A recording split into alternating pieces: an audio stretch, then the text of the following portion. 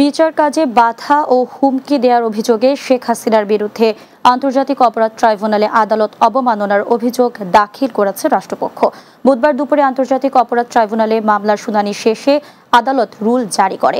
আন্তর্জাতিক অপরাধ ট্রাইব্যুনালের চিফ প্রসিকিউটর মোহাম্মদ তাজুল ইসলাম জানান, 226টি মামলা হয়েছে, মানে 226 জনকে হত্যার লাইসেন্স পেয়েছে। সাবেক প্রধানমন্ত্রী শেখ হাসিনা এমন অডিও রেকর্ডের ফরেনসিক প্রমাণ মিলেছে।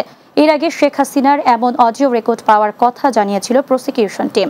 পরে আদালত এই আলামত ফরেনসিক করার আদেশ দেন।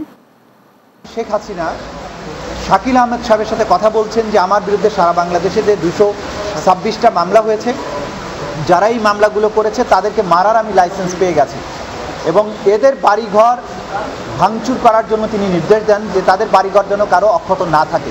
তাদের কথোপকথনের মাধ্যমে আন্তর্জাতিক অপরাধ ট্রাইব্যুনালে চলমান যে বিচার প্রক্রিয়া, তার সাক্ষীদেরকে ভয়ভীতি দেখিয়েছেন, বিচার প্রক্রিয়াকে বাধাগ্রস্ত করার চেষ্টা করেছেন।